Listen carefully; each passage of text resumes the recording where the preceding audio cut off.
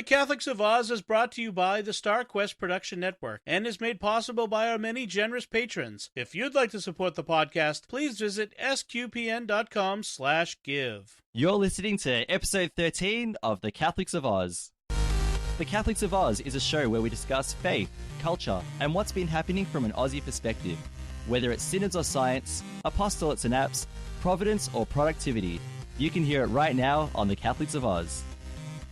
Hi there, it's Lindsay Sant. I'm the host of The Catholics of Oz, and it's good to be with you for episode 13. Thanks for joining us. Joining me today is Caroline Knight. Caroline, how are you going? I could be better. I'm not a friend of winter. Winter's not a friend of me. We've got about all the bugs we could possibly get at the moment, but I am here. So, yeah, it's good to be with you guys again. Yeah, it's good to have you on board, even though you're sampling all the winter bugs there, but it's good to have you back after 2 episodes of you being away. Yeah, just about every weekend I'm trying out something new for winter, so yeah. This is young children, isn't it? They bring everything home. They do. They're very generous. They give everything they have to me, so yeah. Well, it's good to have you with us. And also joining us is Jerry Trapnell. Jerry, how you going? Fine, but I'm a survivor today. I've survived man flu. Yes. At least I can't get that. Can you hear the collective sigh of sympathy from all of our listeners because you had man flu, Jerry? 50% of our listeners. Yeah, at least. The other 50% are, ugh. Yeah, and sort 50% do understand. And the other 50% are crickets. All right. So why don't we roll on from there? So why don't we begin with Faith Beyond Borders? Well, I'm actually feeling rather good about this. I think we've all arrived at a very special place, eh? Oh. Spiritually, ecumenically. How do you make somebody love you without affecting free will? Welcome to my world, son. If you come up with an answer to that one, you let me know. Yes, I had to work very hard to pass Latin and theology. Oh, quite. Those are, of course, the most important things. Oh, yeah. So before we do talk about our Faith Beyond Borders topic, just a reminder to all of our listeners who enjoy the Catholics of Oz that you can like us on the SQPN Facebook page. And don't forget, please, to retweet our episodes on Twitter and also to leave us comments. You can also subscribe to us on iTunes, Google Play, Stitcher, TuneIn, or your favorite podcast app. We're also on YouTube, so if you do listen through YouTube, don't forget to hit the bell to subscribe to get notifications of when a new episode comes out of the Catholics of Oz. You can also leave us feedback on iTunes and other podcast directories and share the podcast with your friends. Please to do that. That'd be really good. And also help us grow our community, I should say, and to reach more listeners. So now that I'm untongue-tied, why don't we get into our first topic? So basically, in the previous episode, in episode 12, Jared and I were talking about the seal of confession, and we were making some comparisons to how laws and community standards change, and the topic of euthanasia came up very, very briefly. And we thought we'd talk about that in today's episode because on June the 19th this year, in the state of Victoria, in Australia where we are, euthanasia became legal in this state. So it was legalized after a big public push, which began, well, it didn't begin, but it gained a lot of prominence in 2017. We had politicians who were talking about it, local celebrities, a lot of activist groups who were pushing for assisted dying laws. So after a lot of debates, after late night political, sessions and debates and so on, they eventually pushed through the laws for what we now call the Victorian Assisted Dying Bill. And so that's where we're sitting. So the reason we're talking about this is because the Australian Catholic bishops have produced a letter. Now, this is a pastoral letter. It was by the Victorian bishops of the Diocese of Melbourne, Sandhurst, Sale, and what's the last one, Joe? Oh, where is it? I'm always going to get it wrong when there's a list of something. But either way. Ballarat, that's the one. Thank you. Yeah. I think the first rule of podcasting is don't try and list things because you always get the last one wrong. Unless you've written them down. Anyway. Unless you've written them down. Yeah. So basically, the Catholic bishops talked about how this is concerning because the laws have been brought in basically on the back of, I guess it's public opinion or popular opinion rather than, I guess, considering some of the other implications that we have in terms of what happens when you bring euthanasia in. So just very quickly, the letter goes on to say a couple of things, including the issue of giving doctors now the ability to assist patients in ending their lives, which is not something that doctors could have done before. The bishops acknowledge that these laws exist because the topic of dying and the end of our lives is a very uncomfortable one. And when people are dying of terminal illnesses, it's a very difficult and challenging time. It's a difficult time for the person who's dying because obviously there's a lot of pain involved. And it's also difficult for the family who are there with that person as they're dying. And it makes it's difficult to be able to do anything except, I guess, watch. And so people, I guess, have tried to say that this is a compassionate law. And the bishops understand that, but kind of disagree with it as well, because they call on Pope Francis' words, where Pope Francis says that euthanasia is a symptom of our throwaway culture, the idea that when we've had enough of life, we can simply just end it. So that includes, for example, comparisons to suicide, because in a sense, it is a person making a choice to end their life, which is similar. And so while it's a very difficult topic to talk about because there is compassion involved and the idea of what is compassionate and what isn't compassionate, going on church teaching, the Catholic bishops in Victoria have come out and basically opposed this law. So they've said that basically we class ourselves as conscientious objectors, and they say we object to the unnecessary taking of human life. We object to the diminishment of the love that can be given and received in the last days to our loved ones. We object to the lack of adequate funding for excellent palliative care. We object to state-sponsored practices that facilitate suicide. And most of all, we object to the lazy idea that the best response our community can offer a person in acute suffering is to end their lives. So, Jerry, I might throw it over to you first. In terms of these laws and in terms of what the bishops have said in response, and any other reading, because we've read a couple of things in response to this this issue, what are some thoughts that you have on this?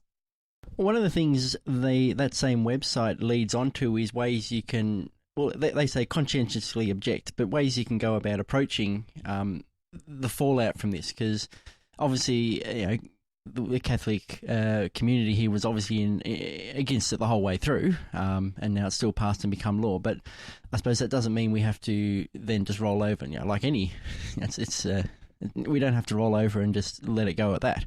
So they give us 3 ways that we can do that. One of them is praying, obviously, and they term that the heart.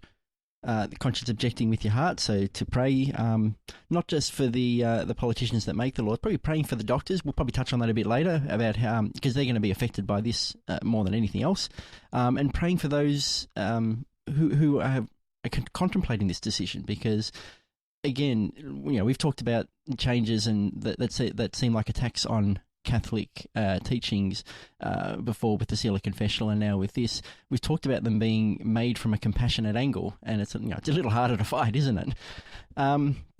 But praying for those that are contemplating that and or are contemplating telling others that they do realise what the value of that life is. It might only have a few months to run, but it is still valuable. The second method they have is to be informed. They call this the head. And so it's being aware. So, we've got a pastoral letter here. They'll have other links, such as you mentioned, Pope Francis' letter, other videos that have been made on the subject and things like that. And the final one is to act, so with your hands. So if you are in the position, it might be that you are able to minister to those who are, feeling unwell, sick, and that they can't go on. You had a neighbour, unfortunately, he's now passed away, but he would have probably fallen into this category of potentially fallen at some stage before he passed away into this category of could he have made this decision. And one time we went over there and sort of helped him from the bathroom to the bedroom, just physically, because we were able to, and unfortunately his partner wasn't able to, just to help out like that, and to give him we helped him with that, with the quality of his life, in that small way, to moving from one room to the other. And it might be that you may not have a neighbour that's like that. You might not even know someone like that. But if you are in a position to be able to help someone who is at nearing the end of their life, then that is an action we can take. Yeah, that's a really good point, because with that neighbour of mine that you were talking about, that so for background for everyone else, we had a party here at one stage, and Jared, obviously, being family and everything, was here as well. And during that time, my next door neighbor, she came over and said, "Oh, my husband's fallen. Can you help pick him up?" So Jared and I went and helped pick him up. But that's not the only time that's happened. That was one of many occasions where she's come to my house and said, "Oh, he's had a fall. Can you help him up?" And so I guess you're right in that sense, because he was in his 90s, and we could see the decline of his health over time, despite whatever medical help he was getting. But the compassionate response for us wasn't, "Gee, wouldn't it be great if this guy could choose to end his life?" The compassionate response is what you were saying. It was accompaniment. It was being here and being available for him whenever he could he could need it. So Caroline, you've got a junior contributor there. Yes, I do. That's all right. So Caroline, I was about to throw over to you when Harry's ready to let you talk. Yes. So Harry. what do you think in terms of the bishop's letter, euthanasia laws in Victoria, and so on? Well, sorry. Can you please listen? Mummy's podcasting. Can you go downstairs? I'll be back. Yes, you can play Roblox. Off you go.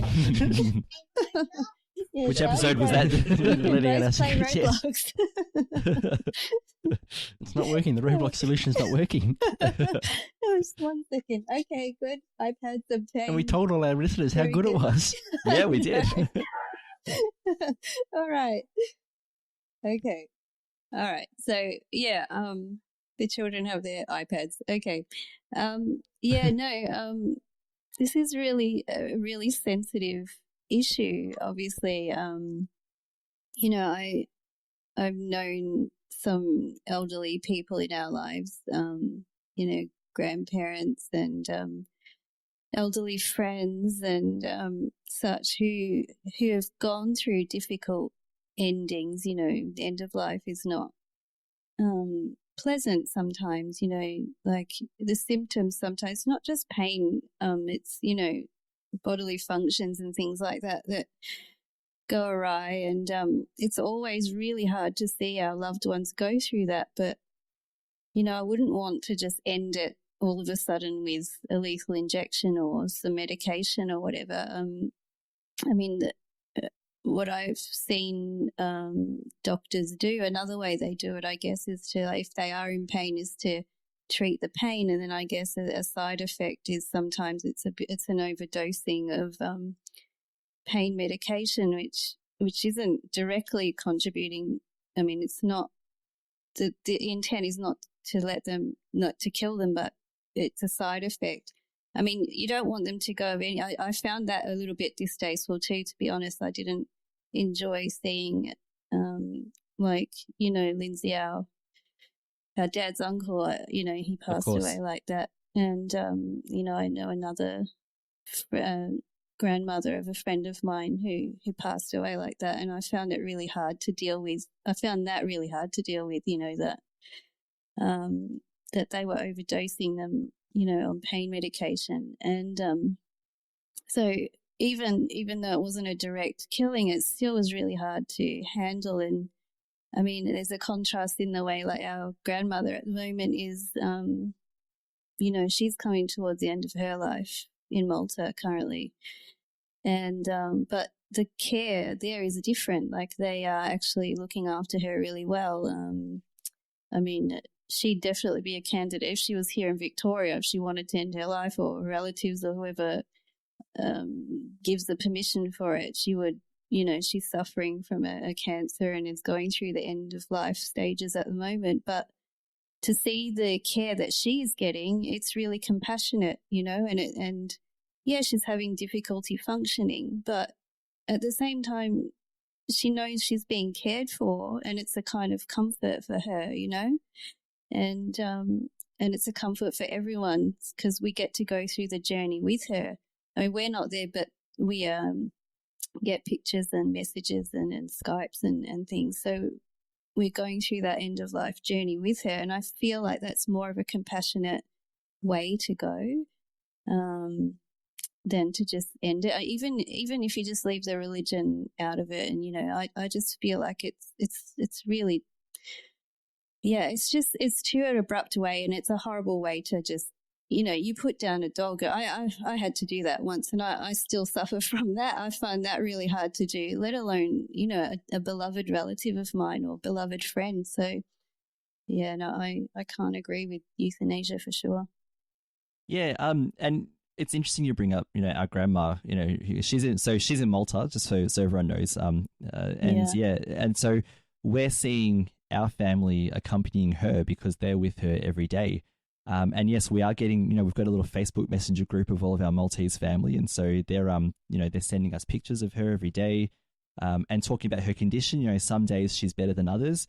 But that's part of that process of accompaniment that's going on. And you're right. I mean, she could technically select euthanasia here in Victoria, I guess, if she wanted to. But look at what's being missed out on if she happened to make that choice. I guess there's examples, around the world, where there aren't euthanasia laws, where there are moments missed, because they do talk about how accompanying someone to death and being there for their final moments is also a very powerful thing, even if it's uncomfortable. Like you talked about our uncle. It's uncomfortable to watch or to see, but the thing is, you're there. They're not dying alone. They're dying, they're dying in a way that's natural to their body, and they're dying with people around them as well. Now it's interesting as well, because I've got a couple of anecdotes, which make me think that these laws haven't been sort of thought out very, very well. And the reason I say that is when the laws were proposed and finalized and whatever, they had a panel of experts and professors and politicians and so on putting it all together. And the Victorian Premier came out, and I know that this speech was political. There was a reason why he said this, but he said, these are the most conservative euthanasia laws in the world. And I know that the word conservative was used probably to please another side of politics as well. But also to give the impression that they're so strict and there are so many fail-safes, and there are a lot of fail-safe, laws to prevent different abuses happening. That's it. Where it's so safe, it's airtight, nothing can happen. But I was thinking about this. The first thing is, community standards change all the time, and this was a kind of discussion we had about the seal of confession in our previous episode. But if people decided that it's not fair that only people who are 6 months away from dying get to make the choice, or it's not fair that only people who are elderly or people with a terminal illness or whatever it is, all the people that qualify, if you're not one of those people but you want to die for some reason, could there be a groundswell of people saying it's not fair, I should have the right to make that choice as well? Or, for example, bring up this debate was riddled with personal stories.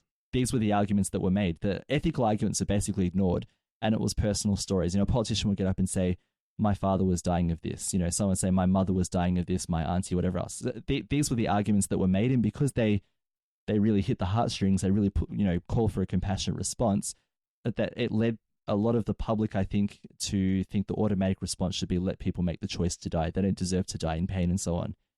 So what happens now if people say, my child has this illness and they're in a lot of pain and they're not allowed to access euthanasia laws like everyone else is?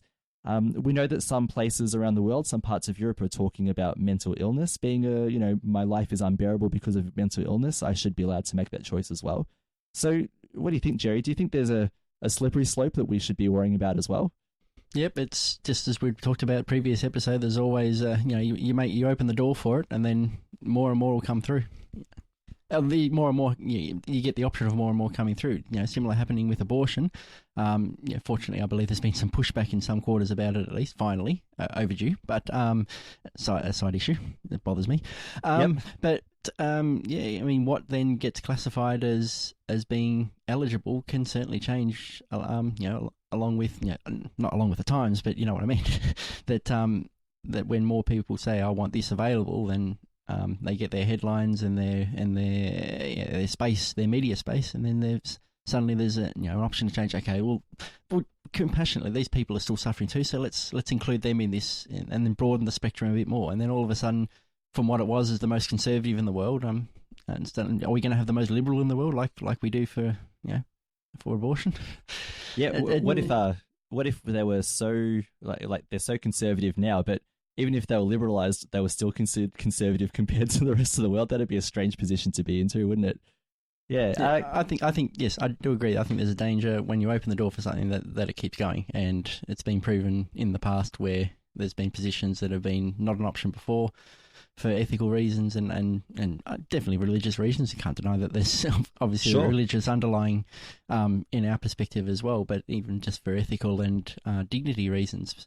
And then the door is open, and then all of a sudden it changes and changes because certain people can't access it and believe they should be able to, and masses, not all of them, some of the masses believe that they should, and it gets changed.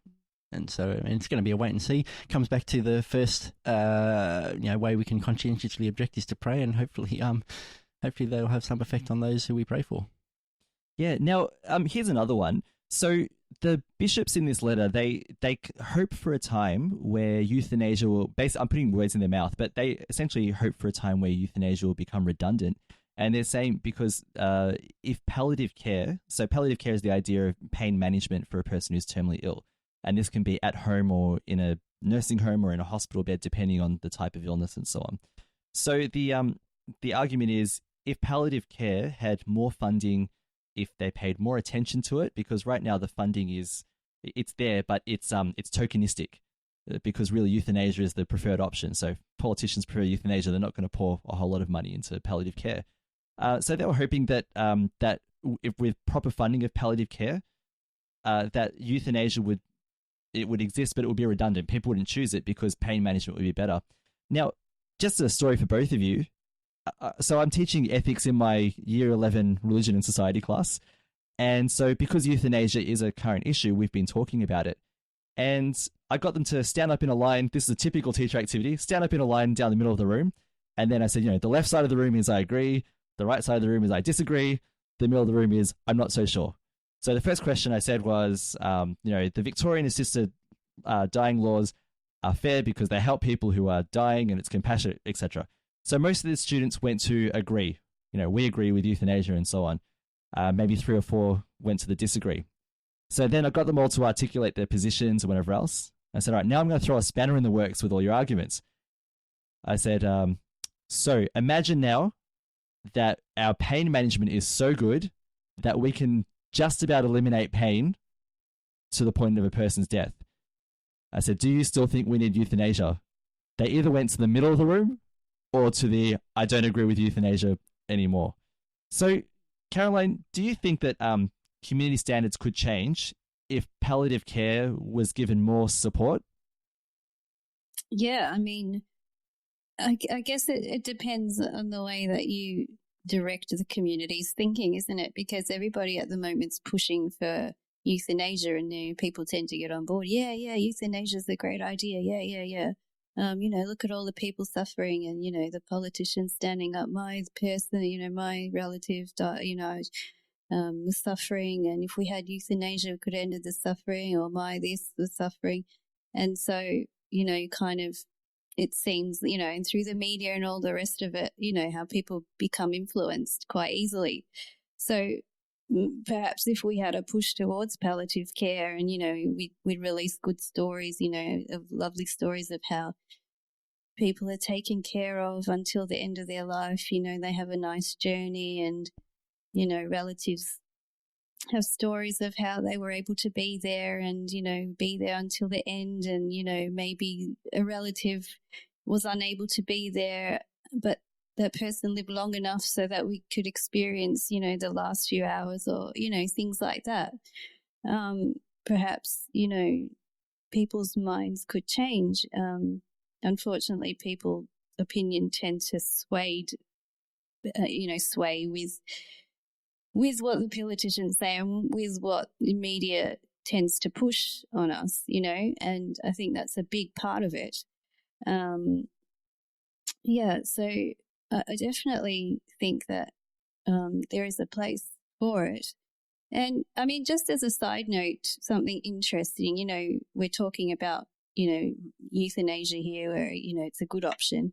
But I was watching the news the other day, me being sick at home, and there was a side story, and there's a new profession that was highlighted doulas for people who are dying. So usually a doula is, a support person for someone who is, expecting and is about to give birth.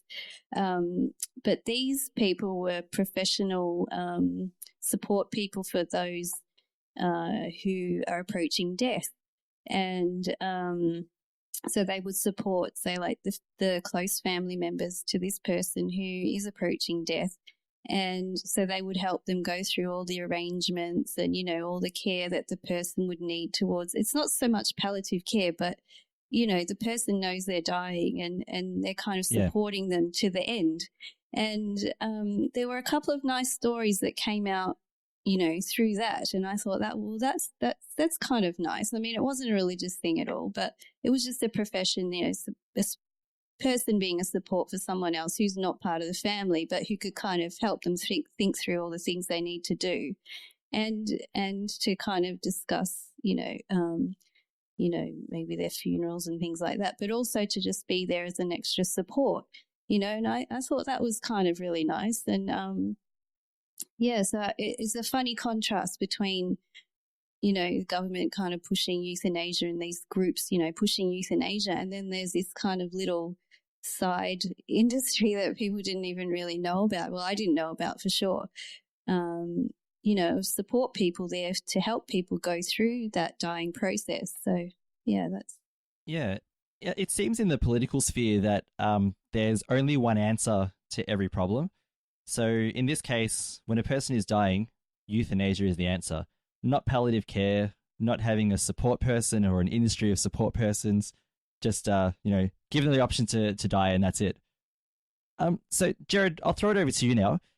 So we looked at the other side, not the other side, but another angle of this, and that is an issue that Catholic Weekly has brought up, which is that there aren't actually a lot of doctors who are kind of willing yet to say, yes, I'm very happy to help administer euthanasia.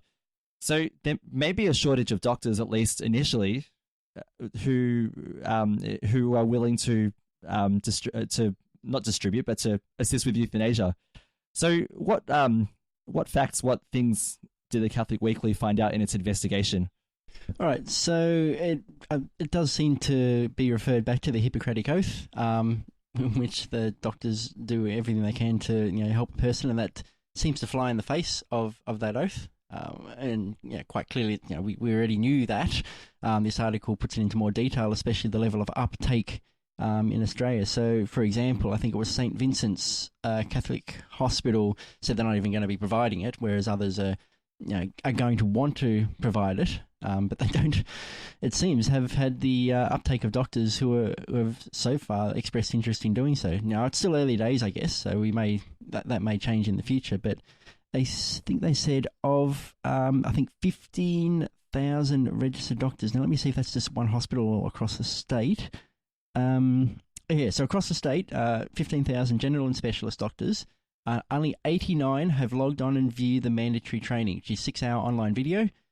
And it was further suggested that of that 89, that's 89 who logged in, not 89 who actually completed the training. So it's obviously, again, comes back to this conservative level of their so-called conservative level of how the rules are. You got 6 hours of things you got to learn and know. I don't know about the assessments and tests afterwards, but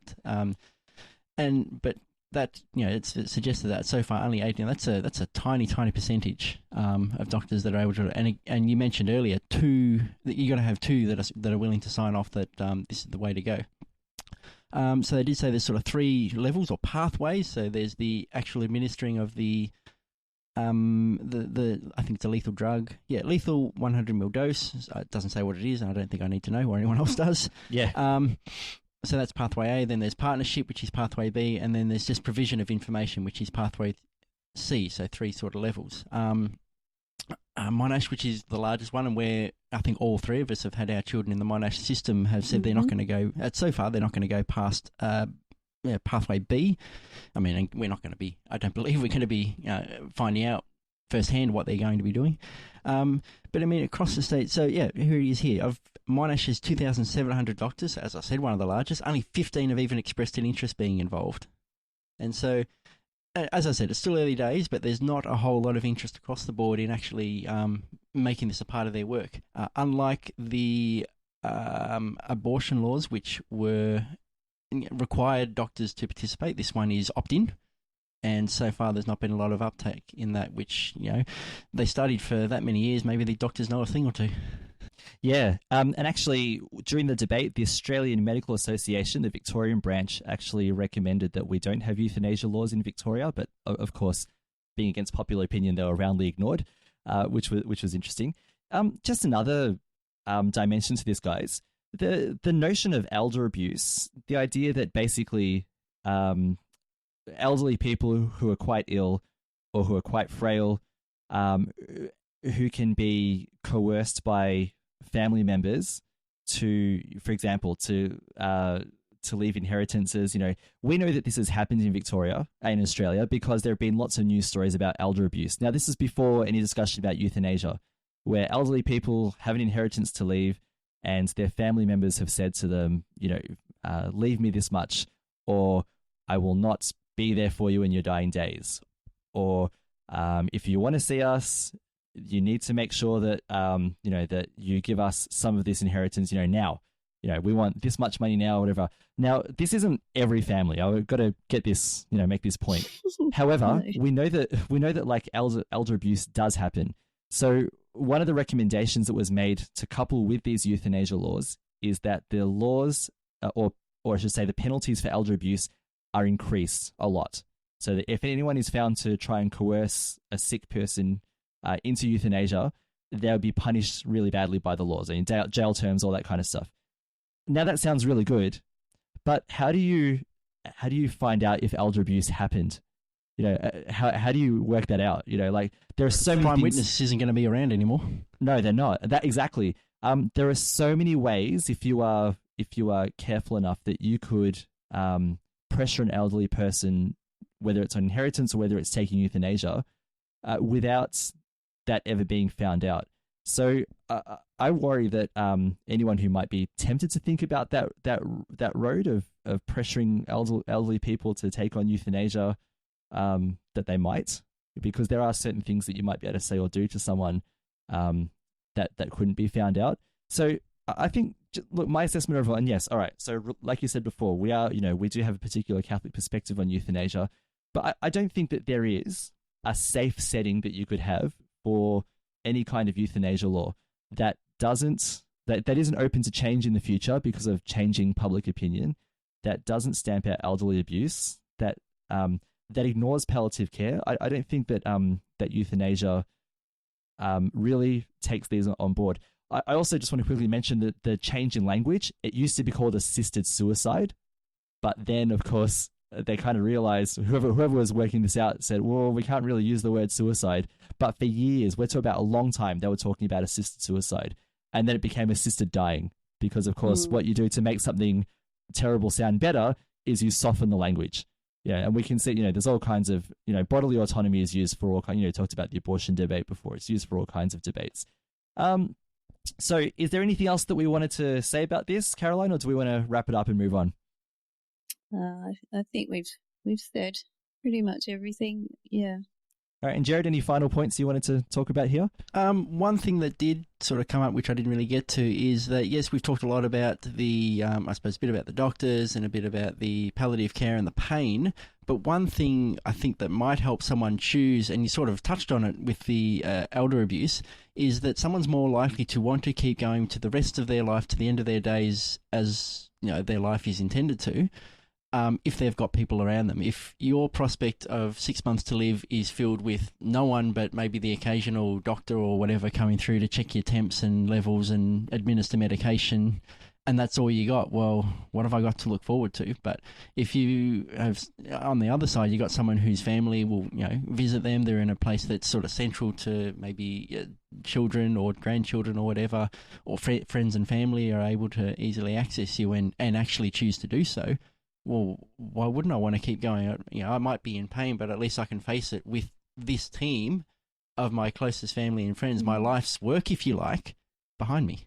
That's You're very so true. right, though, Jerry. Yeah, sorry, Lindsay, but Go, Caroline. I just want to agree with you, Jared, because like, just for example, our grandmother who, she's been deteriorating for quite a while now.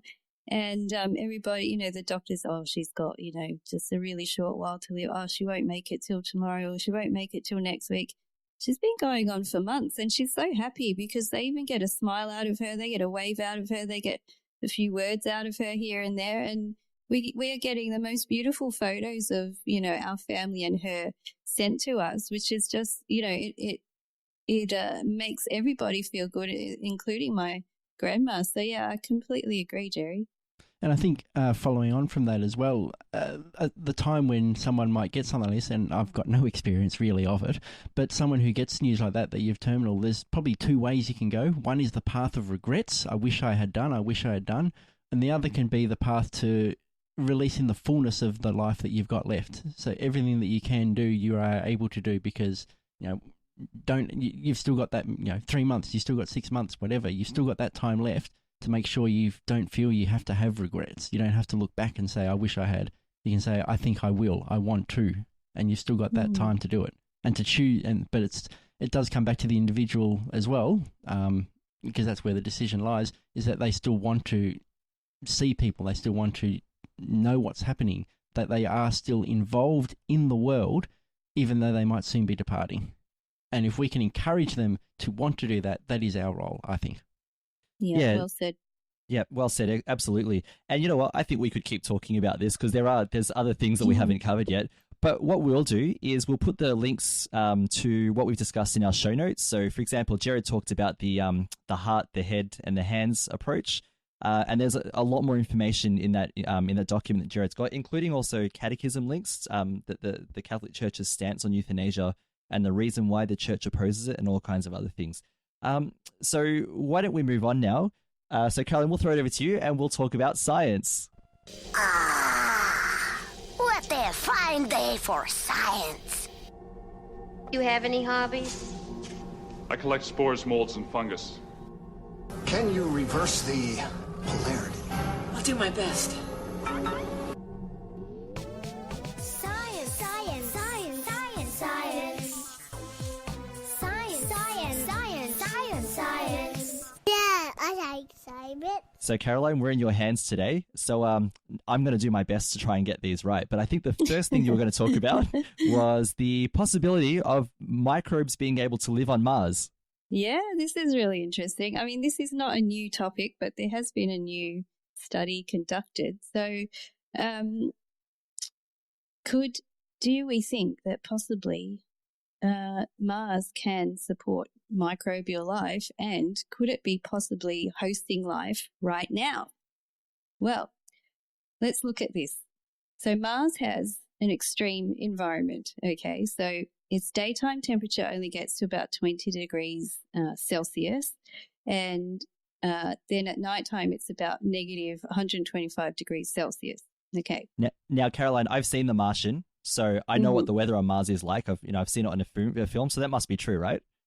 That film is it's a documentary, so yeah, you can believe everything. Yeah. Including the Iron Man thing at the end. That was totally true. Oh, every part of that was correct. Yes, it can be done. It can be done. Yeah, it's fantastic. Actually, it was a really good film. But anyway, I actually enjoyed it too. Yeah, go on. Aside from Matt Damon surviving on Mars, so the temperatures are quite extreme. There is no magnetosphere around Mars like Earth, so there's nothing really protecting it from the sun's radiation, so the particles coming off the sun, and it has a very thin atmosphere, so which means during the day, any water that may be on the surface is evaporated right off. Any microbes that might be on the surface of the planet will be basically fried off or just killed by the UV rays. I've done some experiments back at uni where I remember, we were doing some work with bacteria, and we'd have a plate of bacteria, we'd swab it, we'd grow the bacteria, and then we'd put the same plate under UV light, and we'd go and swab it, and then we'd find nothing. So basically, the UV rays had killed it, so it would be the same on Mars. Now, they have found there has been observations of frost forming on Mars in the very cold temperatures, and then during the day, it, as I said, the water evaporates off. Now, they're thinking through observation that underneath the surface of the planet, yeah. there is actually water underlying. So, like, they're terming them salty puddles. Now, the reason why they think that perhaps Mars could harbor microbes is because that on Earth there are analogous environments. So we've got deserts that, they're extreme hot and then extreme cold, and, it'll be, dewy at nighttime, and then it'll just be really, bone dry during the day. Yet we do have bacteria that survive those conditions. Right. So they're thinking that, why wouldn't there be anything living on Mars? So a team from the university in Kansas, Wichita State University, have been conducting experiments. Now, these are not the only experiments I've read about. There have been other experiments, but this is the latest one. So what they've been doing is mimicking conditions on Mars, basically in the laboratory. So they've isolated a couple of bacterial strains, and what they've done is taken the bacteria actually come from two places in North America which have these extreme conditions. So one is from Hot Lake in Washington, and another is from the Great Salt Plains in Oklahoma. So what they've done is they've grown these bacteria in a similar salt solution that would be found on Mars, and then they've conducted desiccating experiments. So they get the environment to dry out and then to rehydrate. And they found that bacteria can actually survive in these conditions. So they're thinking that if there are these kind of conditions, bacteria can actually go through the rigors of, having to survive extreme conditions in the laboratory, and they're, under exact conditions of Mars, then there is a possibility that there is microbial life there. Now, we aren't able to sample it yet. We haven't been able to, do that kind of experiment, but it's kind of fun to, to think about these things. But there are real life implications to this. For example, when we send probes over to Mars, they're inevitably, as clean as you try and keep the equipment, inevitably probably some microbes would hitch a ride and then, go to Mars and perhaps even inhabit Mars. So that's the other side of why these experiments are done. Apart from the interest factor of, could there be life on Mars? Could we be introducing life on Mars as well? And, you see in other probes when they send them out, I think it was Jupiter, they sent a probe and then they crashed it into the planet because they didn't want it to go into any of the moons and possibly contaminate, the natural environment there. So, yeah, I thought that was quite, something quite interesting to read. Yeah. That is fascinating, because I remember they sent a rover, I don't know how many decades ago, and they had a sample of Earth's soil, I think it was, and it was meant to interact with Martian soil. Now, I'm probably going to get some of this wrong. And the idea was to see if there was any life on the surface of Mars, like microbes, like you were talking about. And then, and they would kind of get like either nitrogen or something else that was produced by them interacting or something like that. And they got really excited because it did. And then, like you said, it turned out it's because there was microbes on the lander itself. Yeah. So, yeah. So they were a bit heartbroken when they worked out that's what happened there. Yeah, that's happened. Yeah, I've read about that kind of thing happening. Yeah, so... yeah, I guess that's why these kind of experiments are done, not just for the interest of, life on another planet, but probably we're introducing it ourselves. Yeah. So, now this next one. Oh, sorry, what were you going to say? No, that's fine. Next. Yeah. Well, this next one. Although I've got one more thing to add. I'm a little worried about any microbes that might be coming from Mars because, Earth obstructs Mars' view of Venus. I'm worried those microbes might like to blow us up. We haven't got any Bugs Bunnies around to save us. Sorry. Continue, that's my contribution to science. I reckon they've seen Looney Tunes, so they've been warned. We'll just send a bunny against them. Now, this next one piqued my interest and Jared's interest because it's a little bit closer to home. First of all, it's on the planet Earth, and it has some Australian links to it as well. So apparently, there are different families of orcas or killer whales, and they have different accents. And so they've talked about orcas with Aussie accents. Can you fill us in a bit more about that? Yeah, so one way of telling the difference between different orcas are the accents. And apparently Australian orcas do have quite a distinct accent. And, you know, I'm just wondering if those orcas are able to talk to the other orcas because, you know, some people find Australian accents in humans quite hard to understand. So, but yeah. Can't think why.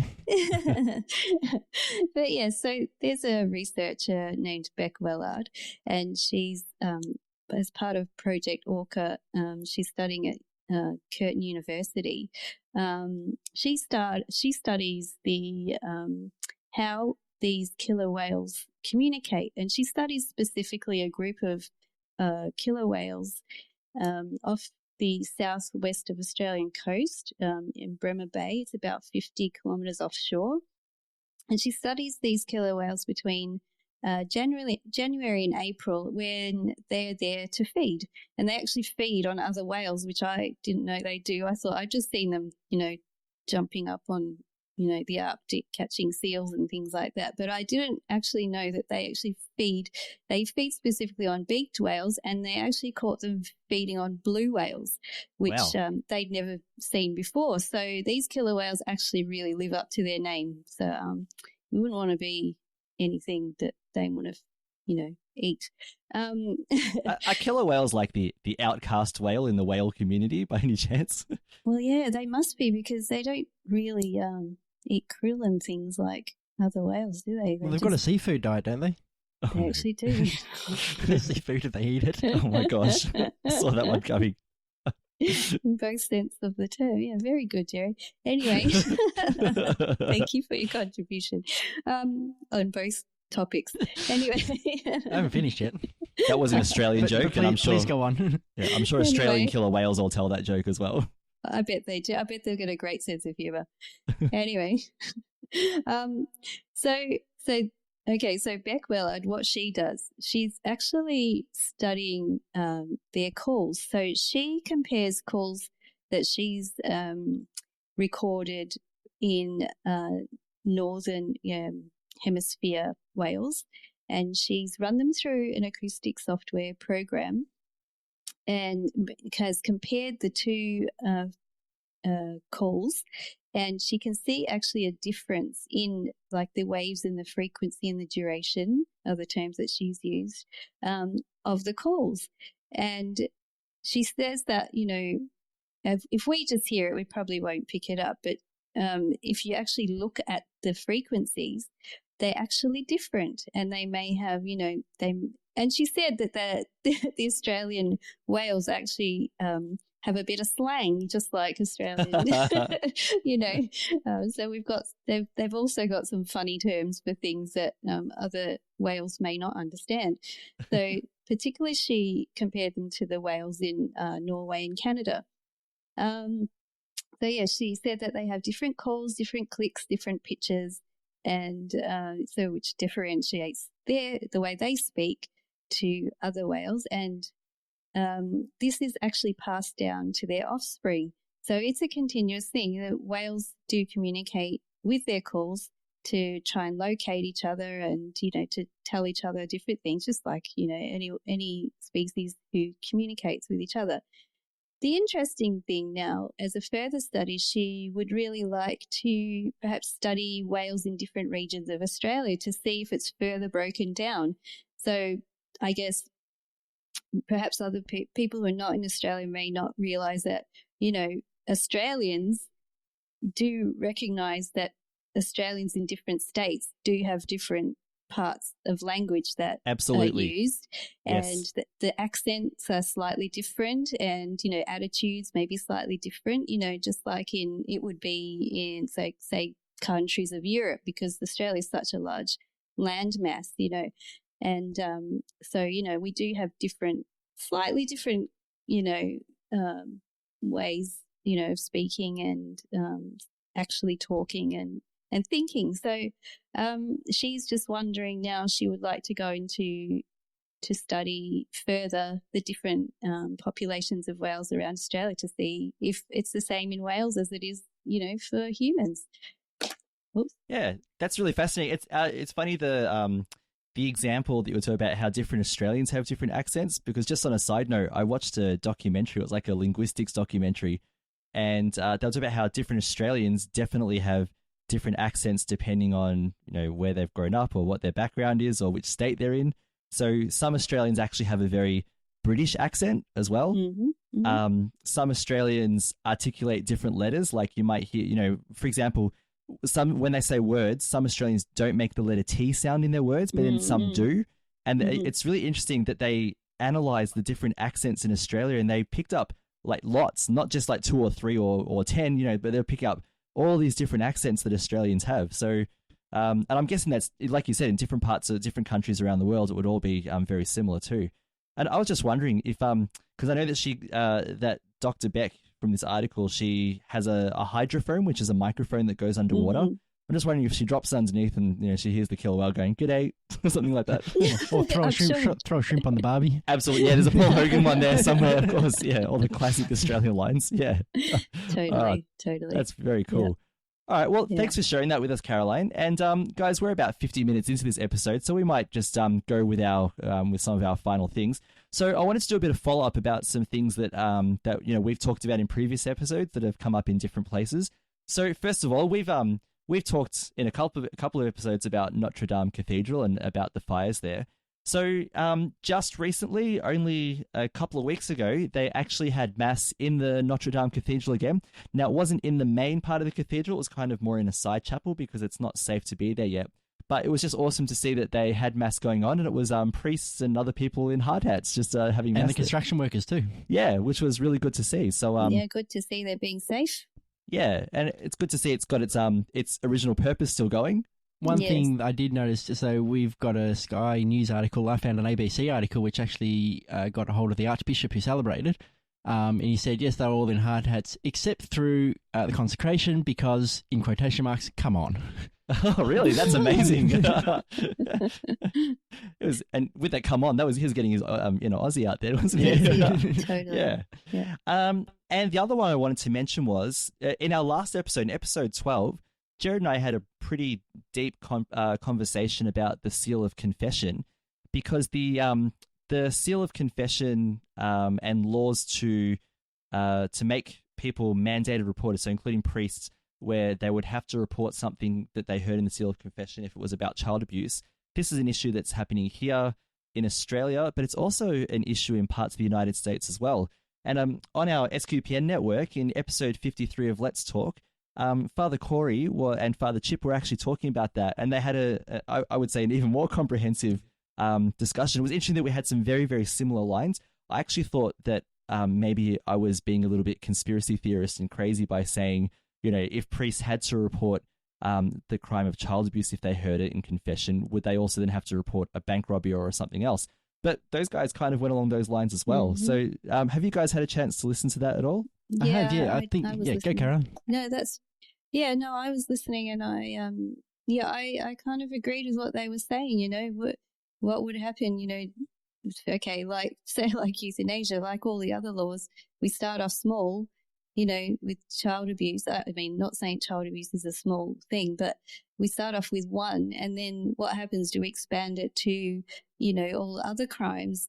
No one's going to end up going to confession, and it's going to kind of defeat the purpose of having confession at all. And besides, all our priests would be in jail because they don't want to report anyone for having confessed to these crimes. Yeah, and I suppose what I was going to say, I mean, the first thing I thought of was, they're ripping off our shows. No, I didn't think that. Sorry, Father Corey. But what I did notice in the conversations between the two was definitely the different sides of the approach. So they were approaching it as priests, and we were approaching it as lay people. And while a lot of the conversations were similar, I could see there was a few topics here and there where we sort of had our perspective and they had their perspective. And while the perspectives were similar, I could see that they were from obviously different education background and and from where they were from as well, which is I liked hearing that. Yeah, so I thoroughly recommend, if anyone has listened to that episode, go back to episode 12 of the Catholics of Oz, or if you've listened to episode 12 of the Catholics of Oz, go and find the episode 53. It was from the 19th of June of Let's Talk. And funny that 19th of June's popped up a couple of times now. Yeah, it's a significant date, isn't it? And yeah, have a listen, because I guess, like you said, we've got different perspectives on the same issue, and and very, very similar concerns. All right, so we just want to thank everyone for joining us for episode 13 of the Catholics of Oz. Before we go, we'd like to take a moment to thank our patrons, and these are the people who make it possible for us to create the Catholics of Oz and for all the other shows that appear on the SQPN network. So today, we'd love to thank Steve N., Benjamin B., Stephanie W., Ray Michelle L., and Kathleen F. Because of their generous donations at sqpn.com/give, it makes it possible for the Catholics of Oz and all of our other shows at StarQuest to continue. If you'd like to also contribute, you can join them by visiting sqpn.com/give. Also, we'd like to know your thoughts on any of the topics we've discussed today. So please, you can send us feedback through sqpn.com/Oz, where you can find our show notes for today's episode and past episodes as well.